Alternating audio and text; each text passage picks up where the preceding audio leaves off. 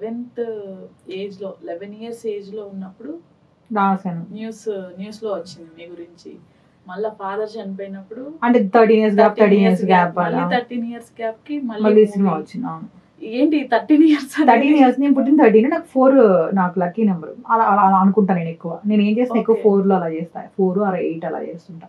నేను కొంచెం నమ్ముతాను న్యూమరాలజీ రావాలి, నేను నమ్ముతాను. నేనైతే ఫస్ట్ ఈ వరుడు కావాలన్న మూవీ ఎలా వచ్చిందండి? ఇది ఆఫర్ ఎలా వచ్చింది? ఇది నేను మామూలుగా డైరెక్షన్ ట్రయల్స్ లో ఉన్నాను. ట్రయల్స్ లో ఉన్నప్పుడు చండీ గారు ఉన్నారు కదా, కోటగిరి వెంకటేశ్వరరావు గారు, ఆయన అడుగుతూ ఉంటే ఆయన చెప్పారు, మరి నీకు వీళ్ళందరూ సెట్ అవ్వరు, చిన్నబాబు గారిది అయితే నీకు వర్క్ నీ స్టైల్ కి నువ్వు ఉండే విధానానికి కరెక్ట్ గా ఉంటుంది, చాలా మంచి వ్యక్తి అని చెప్పి ఆయన తీసుకెళ్లి పరిచయం చేసి కథ చెప్పించారు. కథ నచ్చింది. అక్కడి నుంచి కథ చేయాలి స్టార్ట్ అయింది. డైరెక్టర్ ని కానీ లేకపోతే మూవీకి సిగ్నేచర్ కానీ కథను బట్టి లేకపోతే కొన్ని ఎలిమెంట్స్ ని బట్టి చూస్తాము. బట్ లేడీ డైరెక్టర్ తో వర్క్ చేయను అన్నారట ఒకరు. ఉంటారు కొంతమంది, ఏమంటాం వాళ్ళని, ఏమనలేం కదా. ఇంకంతే. ఇప్పుడు మనం పల్లెటూరు నుంచి వచ్చాం, మనకే చాలా కోరికలు ఉంటాయి, వాళ్ళకి కొంచెం ఇంకా అంతకంటే ఎక్కువ కోరికలు ఉంటాయి కాబట్టి ఓకే అందరినీ మనం అనుకో ఓకే అంటే. ఇప్పుడు ఏమైంది, వాళ్ళు చేయను అంటే మాగలేదు మన జర్నీ, ఏమి తెలిసి వచ్చినప్పుడు వాళ్ళకే తెలిసి వస్తుంది అంతే. నెక్స్ట్ శర్వానంద్ గారికి స్క్రిప్ట్ చెప్పాను, అది అలా జర్నీ ఆగిపోయింది. అంటే అక్కడ కూడా కొన్ని ఉంటాయిగా. అది శర్వానంద్ చాలా మంచి వ్యక్తి, నాకు ఫుల్ సపోర్ట్ ఇచ్చాడు. నాకు బాగా సపోర్ట్ ఇచ్చిన వ్యక్తుల్లో శర్వానంద్ గారు, శౌర్య, నితిన్, తర్వాత అంటే నేను అసిస్టెంట్ డైరెక్టర్ చేసినప్పుడు నితిన్, బన్నీ గారు, ఎన్టీఆర్ గారు, నేను అసిస్టెంట్ డైరెక్టర్ చేసినప్పుడు వీళ్ళందరూ బాగా ఎంకరేజ్ చేసేవాళ్ళు. అలానే ఈ భూమి క్యారెక్టర్ లో ఉన్న అమ్మాయి ఎలా అయితే ఉంటుందో ఆ క్యారెక్టరైజేషన్ అంతా మీరు ఈ పర్సనల్ లైఫ్ లో ఉన్నవి ఫేస్ చేసి రాసినవా? లేదు, అన్ని ఏం సెల్ఫ్ రెస్పెక్ట్ ఉంటుంది నాకు కూడా. అంటే బేసిక్ గా ఇండిపెండెంట్ గా పెరగడం వల్లే మనకి సెల్ఫ్ రెస్పెక్ట్ ఉంటుంది, అంతే కదా. సో ఎందుకు ఇండిపెండెంట్ గా పెరిగితే మనం ఒకరి మీద డిపెండ్ అవ్వం కదా. సో అది బేసిక్ గా సెల్ఫ్ రెస్పెక్ట్. ఆ సెల్ఫ్ రెస్పెక్ట్ నాకు కూడా ఉంటుంది, చాలా మంది అమ్మాయిల్లో కూడా ఉంటుంది. నాకు అలా ఉండడం ఇష్టము, అలా ఉండే అమ్మాయిలన్నా కూడా ఇష్టం. సో అలా నా చుట్టూ ఉన్న వాటిలో నాకంటే ఇంకా స్ట్రాంగ్ గా ఉన్న అమ్మాయిని చూసి రాశాను. నేను మీ ఫ్యూచర్ మూవీస్ కూడా ఇలా ఎక్స్పెక్ట్ చేయొచ్చా? Complete family entertainer? లేదు, నేను వంశీ గారి లాగా అంటే నన్ను వంశీ గారి లాగా ఎక్స్పెక్ట్ చేయొచ్చు. ఒక సినిమాకి సంబంధం లేకుండా చేద్దాం అనుకుంటున్నా. ఇంకా నెక్స్ట్ స్టోరీ లవ్ ఒక పార్ట్ అవుతుంది, లవ్ స్టోరీ అయితే అవ్వదు. ఓకే, లవ్ ఒక పార్ట్, లవ్ స్టోరీ అయితే కాదు. ఓకే, మీకు పర్సనల్ గా ఏ డైరెక్టర్ అంటే ఇష్టం అండి? చూసి ఇన్స్పైర్ అయ్యారు? నాకు బాలచంద్ర గారు, బాలు మహేంద్ర గారు, అలా వాళ్ళంటే ఇష్టం నాకు. అంతులేని కదా, నాకు అలాంటి సినిమాలు నచ్చుతాయి. నాకు పర్సనల్ గా నచ్చుతాయి. నేను అలాంటి తీయాలని రూల్ ఏం లేదు, నచ్చడం వేరు, మనం తీసేది వేరు. ఓకే, ఈ ఆకాష్ క్యారెక్టర్ కి ఫస్ట్ ఎవరినైనా అనుకున్నారా? లేదు ఇంకా వీళ్ళే అని చెప్పేసి? లేదు, ఆకాష్ క్యారెక్టర్ ఫస్ట్ నుంచి కూడా హ్యాండ్సమ్ గా కొంచెం అందమైన అబ్బాయి కావాలి అనుకున్నాను. సో ఫస్ట్ నుంచి నాకు శౌర్యనే ఉండేవాడు మనసులో. ఎందుకంటే ఉన్న అందరిలో కొంచెం యంగ్, కొంచెం చూడడానికి అమ్మాయిల ఫ్యాన్స్ బాగుంటది. ఒక అమ్మాయి ప్రేమించాలి అంటే డెఫినెట్ గా ఫస్ట్ అందం జస్ట్ ఒక రేంజ్ వరకు, కానీ వాళ్ళ క్యారెక్టర్ ఇంపార్టెంట్. తన క్యారెక్టర్ చాలా బాగుంటది, నాకు అట్లా నచ్చుతారు. సో నేను డిజైన్ చేసిన క్యారెక్టర్ కూడా అలాగే ఉంటుంది. తన నిజ జీవితంలోనూ ఆ సినిమా క్యారెక్టర్ దగ్గరగా ఉంటాడు. అందుకే తను అనుకున్నాను, తను వెంటనే విన్నాడు, ఓకే అన్నాడు. ఇంతకు ముందు మూవీస్ అన్నిట్లో నదియా గారిని పవర్ఫుల్ లేడీగా, అంటే కొంచెం హెడ్ స్ట్రాంగ్ ఉన్న లేడీగా చూసాము. ఈ మూవీలో కంప్లీట్ డిఫరెంట్ గా చూసినట్లు అనిపించింది. అవును, ఆవిడ అలా అనుకుని మదర్ గా అలా అనుకునే చేసాము. చిన్నబాబు సార్, మా రైటరు గణేష్ గారు తనతో చేద్దామన్నారు. తనైతే బాగుంటుంది, కొంచెం డిఫరెంట్ గా ఉంటుంది అన్నారు. సో నేను కూడా ఓకే అన్నా. ఫస్ట్ నేను అంటే ఇప్పుడు మనము డైరెక్టర్స్ వాళ్ళని డీల్ చేయాలి కదా. సో మళ్ళీ అక్కడి నుంచి డీల్ చేయాలంటే వాళ్ళ బాడీ లాంగ్వేజ్, వాళ్ళ వర్డింగ్స్ అన్ని కూడా మనం చాలా జాగ్రత్తగా చేయాలి.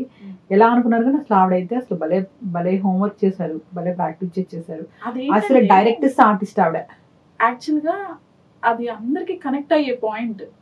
యాక్చువల్ గా ఒక అమ్మాయి ఉందంటేనే ఏజ్ తో సంబంధం లేకుండా ఒక 18-20 years వచ్చిన దగ్గర నుంచి మ్యారేజ్ అని చెప్పేసి ఇంట్లో ఇది పెడుతూనే ఉంటారు. అది ఆ పాయింట్ అనేది కరెక్ట్ గా కనెక్ట్ అయ్యే పాయింట్ అందరికి అని చెప్పేసి అనిపించింది. అవును, కనెక్ట్ అయితే అది నాకు తెలుసు కదా. నా పక్కన చాలా మంది అమ్మాయిలు ఉంటారు కదా, అంటే చాలా మంది పాపం అసిస్టెంట్ డైరెక్టర్స్ కూడా అమ్మాయిలు వస్తారు, పెళ్లి చేసుకుని వెళ్ళిపోతా ఉంటారు. ఏంటంటే ఇంట్లో అవి చెప్తా ఉంటారు. ఇక్కడనే కదా, నా కాలేజీలో నేను 10th class చదువుకు నాకు 11 years ఉండే, ఇంకొక అమ్మాయికి 15 years ఉండే. 15 years అయిపోగానే పెళ్లి చేసేవాళ్ళు. అప్పుడు 10th లోనే ఇంటర్ లోనే పెళ్లి చేసేవాళ్ళు. నాకు అదే అంతే.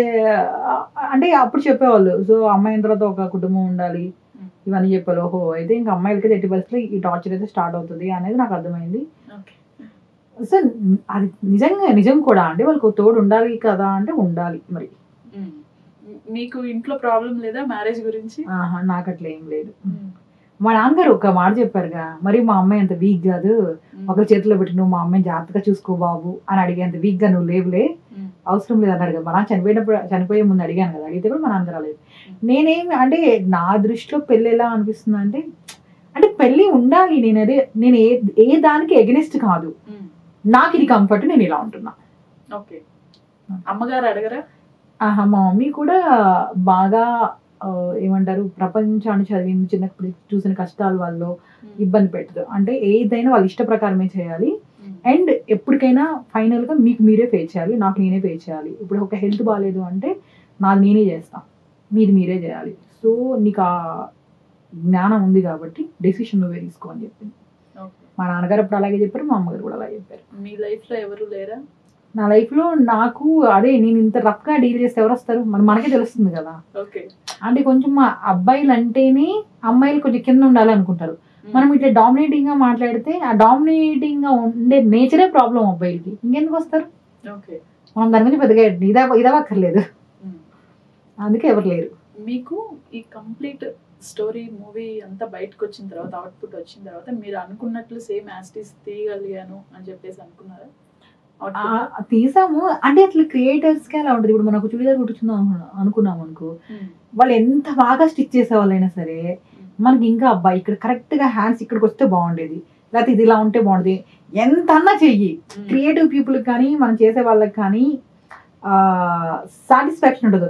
ఇంకొద్ది బాగా చేస్తే బాగుండేది, ఇతరకన్నా ఇంకొకరు ఎవరైనా దొరికింటే బాగుండేది, లేదా ఈ ఫ్రేమ్ ఇలా కాకుండా ఇక్కడ మూమెంట్ ఇస్తే బాగుండదు, అలా ఎప్పుడు అనిపిస్తూనే ఉంటుంది. ఈ డైలాగ్ ఇంకో డైలాగ్ వస్తే బాగుండేది, అది కామన్.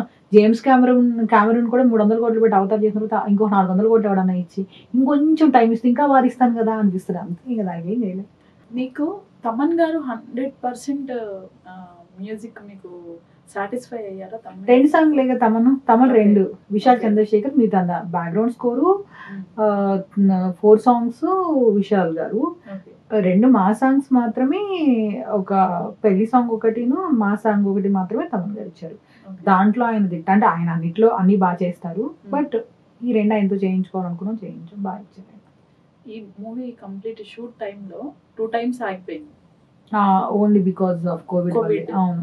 అప్పుడేమైనా స్క్రిప్ట్ చేంజెస్ అంటే మెరుగులు దిద్దుతారు కదా దానికి, కొంచెం ఉన్న దానికంటే కొంచెం ఒక డైలాగుల విషయంలో అవ్వచ్చు, స్క్రీన్ ప్లే విషయంలో అవ్వచ్చు, అలా చిన్న చిన్న వర్క్స్ చేసుకున్నాం.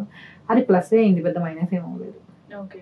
ఈ బిఫోర్ ఈ మూవీ స్టార్ట్ చేసే ముందు ఫైనాన్షియల్ ప్రాబ్లమ్స్ ఏమైనా ఫేస్ చేశారా?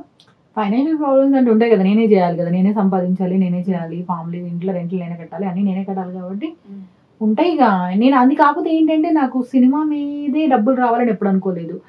సినిమా అనేది నాకు క్లారిటీ ఉంది లైఫ్లో, సినిమా అనేది నా ఇష్టం కోసం చేసే పనిలో డబ్బులు సంపాదించాలని ఎప్పుడు అనుకోలేదు.